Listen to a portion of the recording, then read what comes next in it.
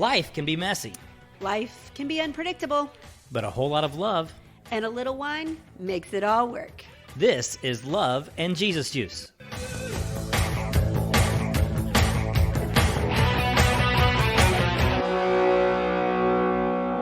Hey, Paula. Hey, Kirby. What is on the beverage menu tonight? The beverage menu. Oh, we're shaking it up. I thought I'd shake it up a little bit. Okay, that was Yeah. good. That was good. We are drinking an apple reserve from Apple Barn Winery. Well, let's clarify. I'm very glad this is a reserve. Right. Not just any apple wine. It's a reserve wine. And when you hear reserve, so just for those of you that may not know this, if it's reserve, it means they grow them. Yes. They're their fruit that they grow. So when you have a reserve wine, they're not buying the juice from any place. They're not buying the grapes from any place else. They've grown them. And thereby, you're supposed to assume it's better. Reserve or estate. I guess those are the Yes. two, right? Yes. Like the two terms that you hear. And so, yeah. So this was interesting. This winery was in Gatlinburg, or was it in Pigeon was Forge. it, okay, I couldn't remember which place it was because they're both so close. And they had all sorts of different places. It really is quite an enterprise that they have Yes. going on there. Yes, there was a restaurant. There were two wineries. There was cider. Which the cidery, I am not a huge cider person, but I did enjoy their You ciders. did enjoy their cider. I just cannot get over the bubbly apple cider. Yeah, I know, but I thought it was good. Yeah. Yes, but so what makes this apple wine? Because we've had apple pie wine. Yeah, so you know what? I was trying to remember this, and I don't remember this wine. Do you remember this? Is this the wine they actually make from apples? Yes. They So may it's actually different than apple pie wine that tastes like apple pie. No, this is apple. Like it is made from apple, so that I know for sure. I just don't remember how sweet it is. It's proof that you can make wine from basically every Anything. fruit. Right, okay, let's I've got do it. this. It's very clear. I could read through this wine. Yeah, you Okay. could. Okay. It's not sickening sweet. No, it's not. It is Very fresh. That's very crisp. Yes, Which absolutely. makes sense because it's so crisp. I, you know what? I think I remember this now saying, "Oh, that is the perfect summer wine because it is very clean. You could drink it by itself."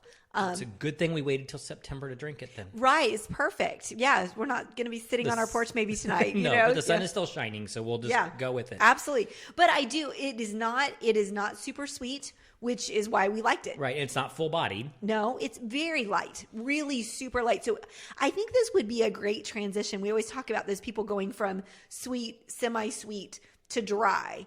And I think this would be a really great way to do that because it is so just simple. And if you like apples at all, I think this is you would really like this. Does it smell like apple? No, it doesn't. Doesn't have an No, apple bouquet, no. but it's got the taste in it is just a little bit. It's almost like if they took a white apple juice and simplified it all the way down. Yeah, exactly. So there's not a lot of flavor to it, but it's like you said, it's crisp and it's clean, and I would say it's pleasant to the palate. Ooh, I'm gonna get very fancy. I know that sounded very. to the palate. That was very sophisticated. Thank you for sharing. Yeah. Okay. Yeah. Okay. Yeah. Absolutely. So Apple Barn Winery, from Pigeon Forge, Tennessee. That's Okay. the one. All right, so here we are on episode 56. Yeah. Our I second love that. season I love that in. you remember. Well, I wasn't sure I remembered, so if I'm wrong, That was good. then, Okay. if this is episode something Well, else. I believe you. Okay. That's well, good. We're in the middle of a podcast, so we can say whatever we want. That's right. It's ours. Nobody's going to take it from us. So our audience, people out there, we need some help. Yes. We still need you to like our podcast, subscribe to our podcast, share our podcast, and rate our podcast and do all of that fun stuff, because when you do that, it helps us. It really does. And so when the purpose behind this podcast, and I think it's important that we share this again because it's been a little while. It has been. And the purpose of this is after 27 years of marriage, we have screwed a lot up, right? Yes, We've we learned the have. lessons. We have been through a lot of experiences, and we just really wanted to share those, not because it's from a place of perfection, but just from a place of, hey, we've been through this. If this can help you, we'd love to be able to share it with you. Absolutely. And I think everybody who listens to this podcast does this so that they can hear your wisdom. And so they know more people need to hear your wisdom. And then there's just this other guy that that is tolerable. You're my sidekick. Yes, Yeah, yes. absolutely. Yeah, my So, wingman. I you like know, that. Sell it out there that there's this genius person, Paula, Yep, on there. exactly. And her sidekick husband who is tolerable. It's But it's worth listening. But it's about 50-50, so you get 50% good, 50% in it, whatever. I do have my moments. Yeah, you do. I do have my moments. Yeah. But yes. So share, because we need to stay on the air, and you can help us do that by telling other people to listen. And to us. we'll mostly know what we're talking about. Sometimes, maybe. Sometimes we sell it well. Okay, there we go. If you're Perfect. confident about it, then You can people sell believe anything, right? That's so true. So I shared an article with you to get onto tonight's topic. I shared an article with you earlier today that I found on HuffPost.com. Which is where all brilliant things come from. All brilliant things come from that very conservative website, HuffPost.com. Right. He says with absolutely no conviction whatsoever. Right. Is it HuffPost or Huffington Post? Well, Are they it's different Huffington. things? No, I think Okay. they Okay. just shortened it. It's Huffington Post is the thing. What you've always heard of. Okay. Yeah, and I think if you type both of them in, you're going to end up to the Same place. Okay. And like most things on the internet right now, there's so much information. Some of it has value and some of it doesn't. But what I loved about this title of this article said 7 problems every couple inevitably faces according to therapists. Now, You're bound to run into these relationship roadblocks at some point. Yes. So this is absolutely, the word inevitable. inevitable. Yeah. Yep. And you know how I feel about absolutes. I was gonna say it's only good unless you say it, and then you like absolutes. No, my favorite phrase is "I'm 98% sure," Right. Because I don't believe in absolutes. That's true. That is true. I will even tell you when you ask me what if I think something, I'm 98% sure because I always leave room. But you say it with, you're right. You say it with such confidence that Yes. it sounds inevitable. It right. sounds inevitable, but when somebody tells me always, never, any of those things, I'm like, really, always. Yeah. There's never an exception. Yeah. Because I think there's almost always an exception. So Sure. anyway, it attracted me because I don't like inevitable. It has to happen. I don't like absolutes of any kind. But I thought it'd be fun to talk about these 7 things. Yeah, this was really, really interesting, especially because it was from HuffPost. So they had a psychologist, therapist. Yes. This comes from therapists. This doesn't come from pastors. It doesn't come from which I love. People who have been married for 80 years necessarily. Yeah, absolutely. So the input I just thought was really interesting. So let's talk about this because it's therapists that are telling us these things. Yes, right. Is it a safe assumption, you think, that in general, therapists are communicating with couples who are having issues? Well, I would think for the most part, I know a lot of couples do therapy kind of maybe not ongoing, but preventative. So, but I think more often than not, as a society, we have a tendency to seek out therapy, pastors, guidance when we're struggling. Odds are, if you walked into a therapist talking with a couple, you could go 9 to 1. They have been or are currently struggling with issues. So the starting, I like your 9 to 1 because you have no basis for that whatsoever.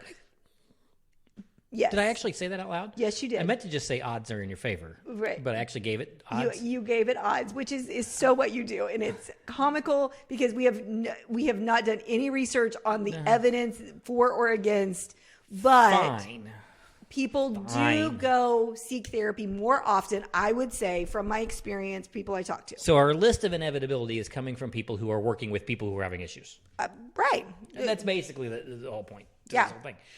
Not coming from people who have been around a lot of people who don't have issues. That assumption would make sense. Okay. So let's just go through these 7 and see what we think about them. Okay. The first one is you learn your partner can't really be your everything. Absolutely. But I think there is a line about that. I mean, this goes back to something else we said. Search out things that you can have in common and you can support each other and encourage each other. But the way that this took it, I thought was too far. Yeah. I mean, this is like you need a lot of other people involved all the time filling. But at the same time, it does point out that you have to be able to stand on your own. You need your own outlets. Yes, absolutely. But we've talked about the intimate level. Yeah. And that should your spouse be your best friend conversation we've had before. I think that has to be the everything. And that's what this said. This said, They should be our soulmates, our BFFs, our sounding boards, our financial and career advisors, our sexual partners, and our parenting partners. Right. The truth is, and so I actually did like the way that this number one said this, because I think that's true. Yeah, that's your vulnerable, real. I have a few friends that know me very well, but I would still say that you know me I know that you know me the very best, and they would say the same of their spouses as well. If you're an extrovert and you're married to an introvert, you need extroverted friends to fill that need. Sure. If you're a traveler and there's a homebody, you need to have opportunities to do that. And because the whole point is you can't give up who you are to be in a relationship with somebody else. As soon as you do that, and lose yourself, then it opens up too many negative options for the relationship together. And we can be as open and try to engage in some of the same things as the other person does.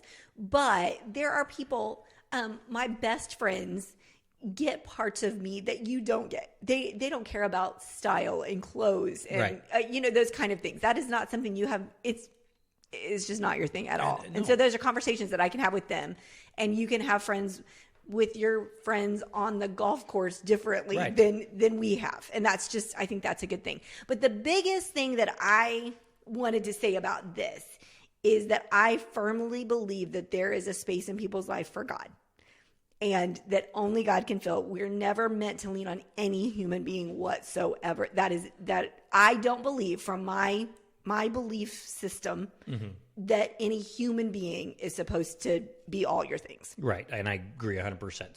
So we are in agreement with the first statement. Yeah. Okay. I think it's pretty accurate. Number 2 is a very 21st century problem. Yeah. Your phone will come between you and your partner. This did not come up in our premarital counseling. Right. Exactly. We've been married for 27 years, and no, this was not part of it. But could I see this being a case? Has it been a case for us? Could it be an issue for newer marrieds? Absolutely. And I think it's different versions of it. For sure. Because for us, it's a combination of things. The phone represents our work. Yes. And so we bring work into our one-on-one relationship in ways we didn't before the phone existed. Totally. We used to have conversations about work and then forget about it. Now we would have conversations and then check the email and be drawn to this magnet that's sitting on the edge of the couch, or whatever the case may be. Our 20-somethings and our 30-somethings, they only know life with a phone. The phone is actually stuck to their hand. Well, it's so interesting. I don't know that that's true. I don't think it's an age thing, because because that is a stereotype of a particular age group, that they are attached to their phones all the time. And I actually have been watching different ages, and I don't believe that's true. Okay. I don't believe that's true. I think there are certain personalities, and those that have grown up with that are more apt to lean into that. But I don't believe that the 20-somethings are on their phones more. I don't. I've watched them. Do you think it's something they grow out of? Is that what it is? You noticed that maybe they were as teenagers, likelihood, but maybe, I don't know. If you really observe, like, watch a family at dinner, the adults will more often pick up their phones than the kids will. If the setup, depending on the setup, but I mean, yes, observe it. I will have to pay attention. Totally enlightening. Well, and I remember seeing and observing lots of families where all of them and that's true. They're out to dinner and all 5 people absolutely are on their phones. Absolutely. But if you watch a family who aren't all on their phone the whole time, see who picks up their phone. And I bet money, because they've told their kids they can't have them, and the adults still have them. They make an exception. The power play. Yeah. I really believe. And then just in conversations with people, because I work with all ages, there are people that have their phone next to them all the time. And I just don't believe that age group is, I think they're better about it. They put their phones away. They don't reach for them as often. Because it wasn't new to them. Maybe it's the opposite. Maybe because they've grown up with it, they've learned to manage it as part of the maturation process, where they kind of were thrown at us and as this novelty, and it's become an appendage. Yeah. Okay. I think they're getting a bad rap. And if you actually pay attention to that age group, I apologize to the millennials. Yep, there you go. That's my take on it. But I do think we can expand. I mean, what we can agree on is that the phone is a huge potential barrier in relationships. In all relationships. Yes. In the dating cycle, it can be a huge asset. because you can communicate in ways that you and I couldn't. Right. And if we'd had cell phones when we were first married, we would have communicated more via text when I was at work and you were at home, and you would have felt more connected to me without me taking my prep period to have a conversation with you on the phone or things like that. Because, you know, when you were in your young 20s and I was going off to teach, you were very lonely. Yeah. And so part of my school day was calling and spending a dating call with you because we did a lot of that stuff really fast. Yeah. And in today's world, the phones could actually help make that and solve that problem. But on the other hand, as the relationship grows and you have to get into those eye-to-eye conversations, that can be a little then harder. It can be a problem, and it's a distraction. Well, and I remember reading at one point that if your phone is out or seeable, I'll say seeable, then it is a distraction. Whether you have it turned down, so to put it away, and I think that is a big part of that dating marriage. If it's on the table, it's. So, do you think the phone has come between us? I think, yeah, I think it has. Okay. I think, yeah, absolutely. I would agree with that. So I think we've learned. Yeah, we're 2 for 2. Yep. We have learned. We're continuing to learn. Yep. And I don't know, it won't be the last time that it comes between us. Totally. And we're both guilty. Yep. I think that's safe to say. Okay, the third one is, and I'm sure you don't feel this way. Right. The sex isn't always going to be hot. I mean, this is always the part where it's a shame it's a podcast, because if they could see this, right, they would know that can't possibly be true. That can't possibly be true. Absolutely. This one is funny because when you are dating, newly married, all of those kind of things, you can't even fathom the day. I mean, you don't even think that far, right? And with real life, we've talked about this before, that real life is you're living life. And when you have kids and you have jobs and you have stressors and all of those kind of things, you're just tired. Yeah. So many of the I times. need you to stop touching me. Right, exactly. I've been touched all day by children. I need you to not. Exactly. So absolutely. That is totally true. And I think understanding that it's not always going to be hot, and it can very easily be forgotten about. If you don't work on it. And that comes back to we've talked about communication a lot. And maybe we need to do an adults only episode about sex. Yeah, probably. I think that's probably one we haven't done. And maybe it might be time to sit down and do this is not for the young years conversation. Okay. Yeah. All right. Have to tell my dad not to listen to it. Yeah. Set some groundwork maybe. Yeah. Ground rules. Okay. Number 4, you are not going to, and this is where it starts to get a little iffy for me. Yeah. You're not going to meet all your hashtag relationship goals. I don't know why the hashtag's there. What does that mean? Right. Help this old man with why they hashtag that. I think the hashtag relationship goals, hashtag goals, these things that people they see somebody having a relationship, or they see somebody looking a particular way or living a particular way, and they hashtag it goals, relationship goals. Is this like the Pinterest comparisons? Well, kind of, or the like a romance book, right? Okay. I mean, this is yes, right. Yeah, you're not going to live up to the Harlequin romance, the happy ending movies, things like that. Okay. So I think that can be true depending on how far you go down that road. I think if you're looking for somebody to act a particular way all the time, you don't know the whole story. When you see something on Instagram or Facebook or Pinterest or whatever, you don't know the whole story. All you're getting is a little snapshot of it.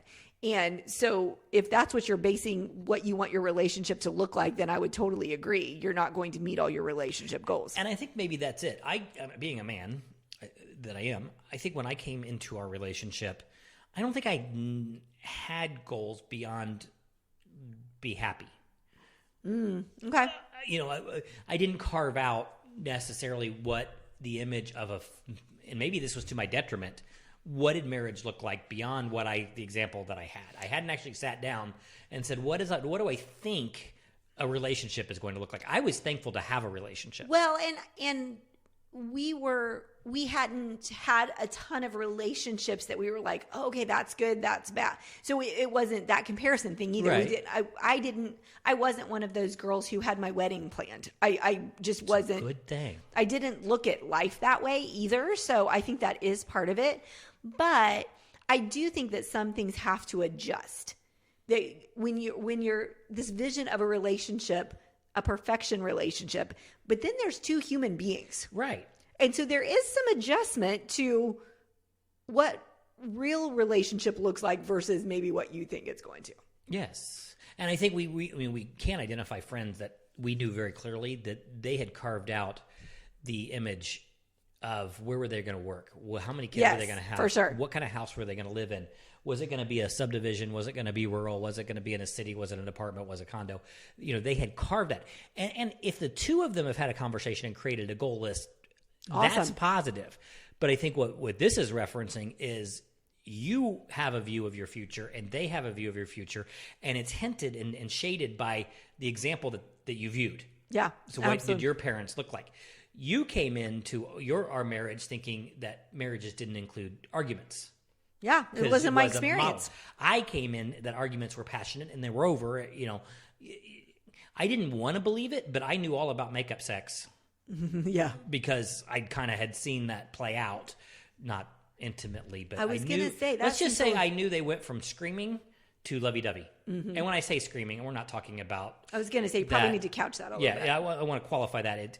They were in intense discussions. Yeah, that not screaming, throwing things. No, not no. that kind of stuff. But for when you didn't see it very often, it looked harder than what it was. But I didn't know that people screamed louder than that because that was as loud as I ever saw it. But disagreements and intense challenges, and then 3.5 hours later, canoodling. Mm-hmm. And so that was different about what relationships were going to look like. And that was one of the early things we had to iron out. Yeah. And what I like about this is it says some of the expectations will likely be exceeded. And so you need to keep your expectations as wants and not needs. I think that's true, but I do think if something is really important to you, you need to not negotiate with it. Right. There needs to be that balance too. But you can't try to achieve it through passive aggressive. Right. Absolutely. That needs to be somebody that you go into a relationship with and you're really clear about. So yeah. This is important to me and my spouse. And I need to explain it to you in a way that you'll understand it, and we need to have conversations until you understand it. And possibly realize that it might be an unreasonable expectation if it's coming from something, I don't know, because you saw it in a movie. Well, I just had a conversation with somebody who we were talking about somebody else. She was sharing about somebody else that she's close to, that person, he works like 12 hours on, a couple 48 hours off, 12 hours on. And she said that works for them, but I wouldn't be okay. Like that would not be a relationship I would continue. Right. If that was what it was going to entail, because that's not the life I want to live.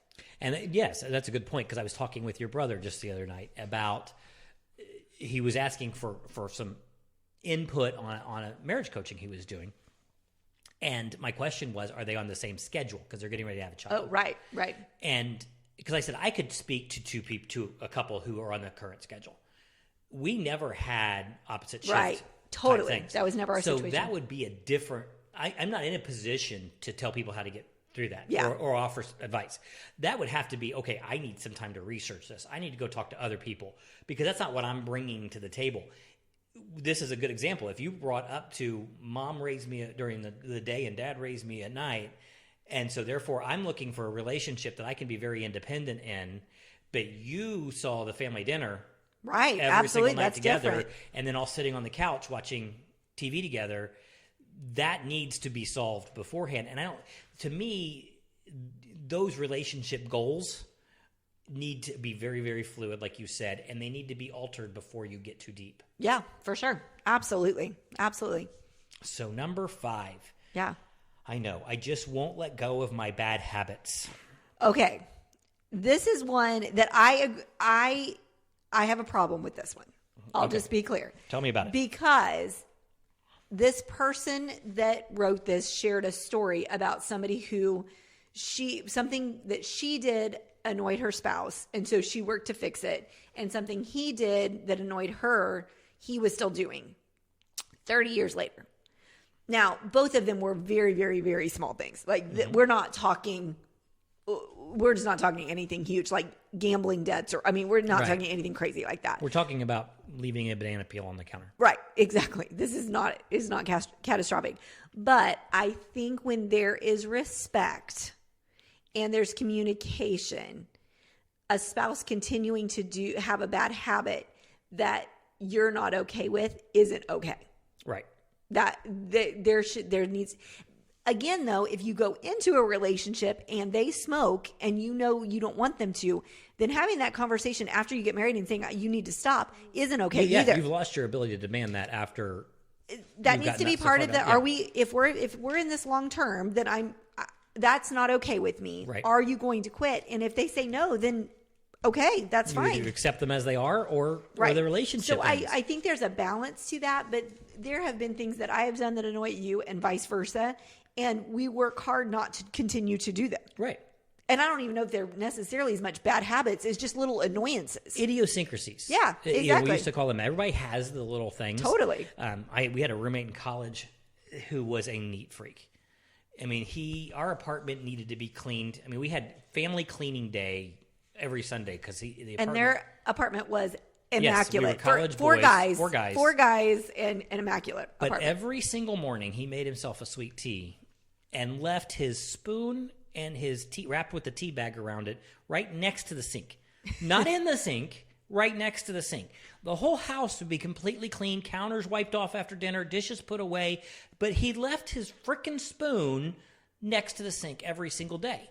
And that, I'm laughing about this being a college roommate, but it was a relationship. Well, how can it not? You guys, absolutely.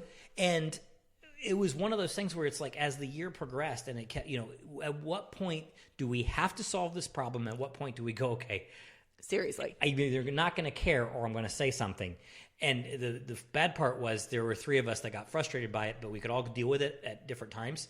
So there's always one person that was upset. Frustrated by it. Right, exactly. Frustrated by it. But that's just an idiosyncrasy. And for him, because he was a neat freak, so to speak, that was his one little, I'm not going to be neat. Yeah. And as an adult now, I would have been like, what's the big deal? It's a spoon on there. But because he was, as a kid, that bothered me. And I think that's where you mature through a relationship and you go, okay, is this the battle worth fighting over? And you mention it, and are you going to get frustrated? Okay, if this is something that really makes me angry. Mm-hmm. One of my friends often says, once you've been in a relationship for a long time, she says, okay, why is it bothering you? Yep. Because this is on you at this point. Because they've been doing it, whatever it is, potentially for a long time. Mm-hmm. And so if it's now bothering you, it's not them. Right. And so she'll say, so why is that getting on your nerves? Yeah. What's up with you? And I think that's very true. And you and I have a very different opinion of what cleaning up after dinner looks like. Right. Yep. Because I will put the stuff so the animals don't get to it away, and then when it gets bad enough, I'll do it all at one time. Right. But I don't need everything on every counter put away at the end of the night. You would prefer that it is. Uh-huh.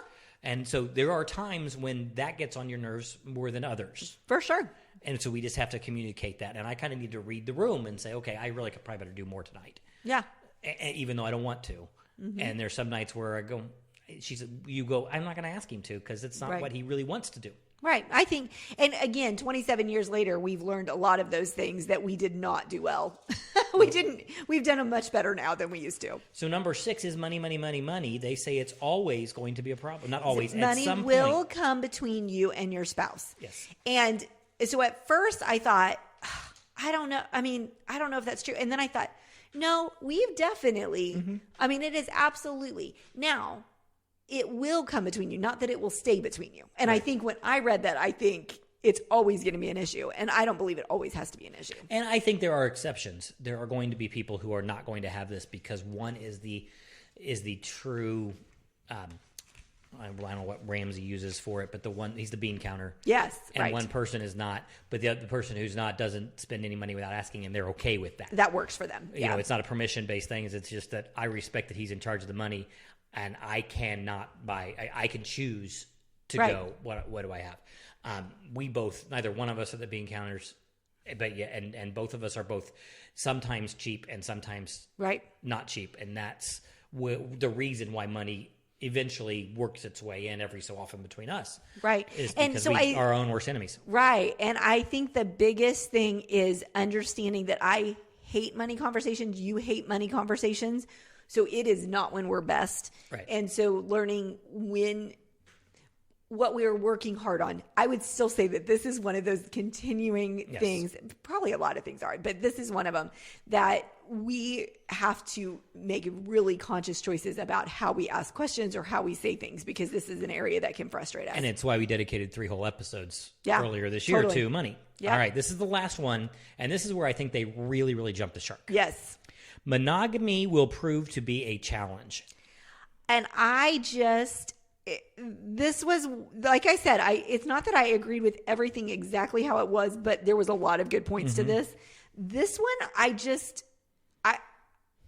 I don't know. I would love to hear, are we that different from the rest of the world? It says, maybe we need to open this conversation up, because there is a statement in here that says you have to have an open conversation about monogamy because it's restrictive and probably unnatural. I wrote next to that, this is stupid. Right. And one of the other lines, that you're inevitably going to be attracted to other people, and you'll wonder if you made the right choice in settling for just one partner. And it's quite likely that one or even both of you will be tempted to have an emotional or physical affair. Infidelity is more common than you think. I do agree with that. Yes, unfortunately. But yeah, this to me, the restrictive and unnatural, I thought there were times that either one of us has been unhappy in our marriage, usually more because we were unhappy than it was the marriage that was the problem. But it does kind of filter out to the marriage. But that was just not something that I didn't go searching for. I didn't look for. I didn't have relationships or conversations with people. One of the things that I know that I find for myself is that I don't have conversations about you that are negative for the sake of being negative. We'll joke with friends, but I've never searched out people to have conversations about you, about things that, like if I'm really mad at you or something like that. That is not a conversation I have with other people. Yeah, in our 27 years of marriage, I can tell you that there have not been all 27 times 365 days where I necessarily wanted to be married. Right, sure. And I can tell you that there are times when I have noticed that other people are attractive. Matter of fact, we've pointed out to each other other attractive people. Yeah. Matter of fact, I just said the other day, we were walking out of a restaurant, I said, that girl was really sharp. Yeah. I mean, it was just an acknowledgement that she was real put together. Real put together. But I've never been attracted to and there's a difference. Another person. And never wanted to let somebody else think that there was an opening. That's the other part to it. It's real easy to stay out of that. I remember going on a trip one time, a business trip by myself, and I wanted wings. Yeah. So I went to a Hooters because they have good wings, supposedly. I don't particularly care for their wings.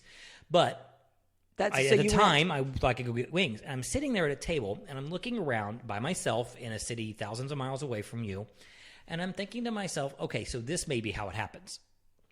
Right. Absolutely. It's writing a room number down on my receipt or something like that. And I went, okay, it's time to go back to my hotel room, because why do you even go there? Attraction is a choice, especially if you're currently in a committed relationship. You have to give off a vibe that says you're available, or you have to go, I'm going to choose to ignore my commitment. To me, this is a very simple thing to avoid. So therefore, but I'm not going to say it's simple for everybody. Right. But for me, it's very simple. So I don't think monogamy has to be or should be a challenge in a relationship. And I think the biggest thing is, I was really thinking about this, like, okay, where, and not to say that, like we said, not that all 27 years have been perfect or anything like that. We have both been frustrated, discouraged, whatever. But one of the things that I know that now looking back especially is that if you go too long without having your needs met, you're going to figure out a way to get your needs met. Right. And so that has to be that accountability. And so do you have somebody else in your life that's going to hold you accountable to that? if you have friends that are not married, that can get you in trouble because they're talking about things because new relationships are exciting. Right. Right? I mean, there is excitement that we don't have 27 years later. Right. That you have in a new relationship. And if you are needy, if your confidence is low, if you're not feeling great about yourself, if you're not feeling seen, heard, valued, those kind of things, you're going to go search it out someplace.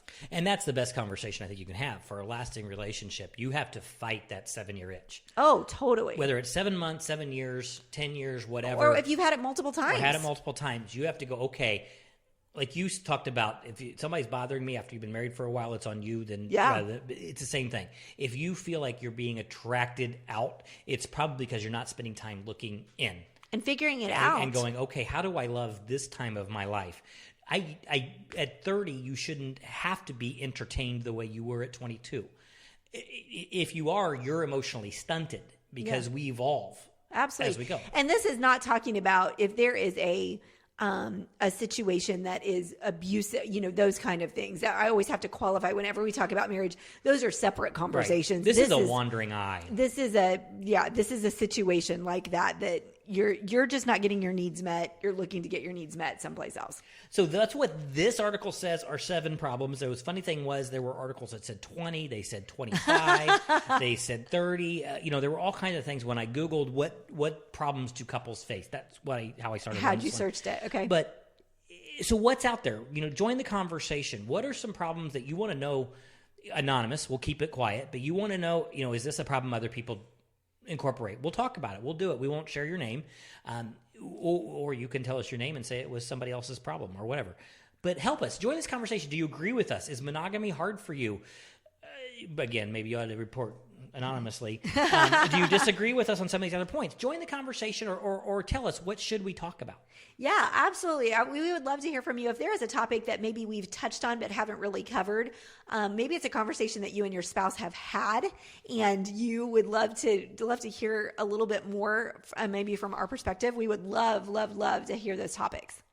And if you go to our Facebook page and you mention underneath this podcast episode the magic word, I have no problems. Magic phrase, love it. Have no problems. I will reach out to you and I will send you a special gift. Oh, I love that. And maybe even tag some of your friends in it so they can know that they can listen and they can get a gift as well. Have a wonderful day.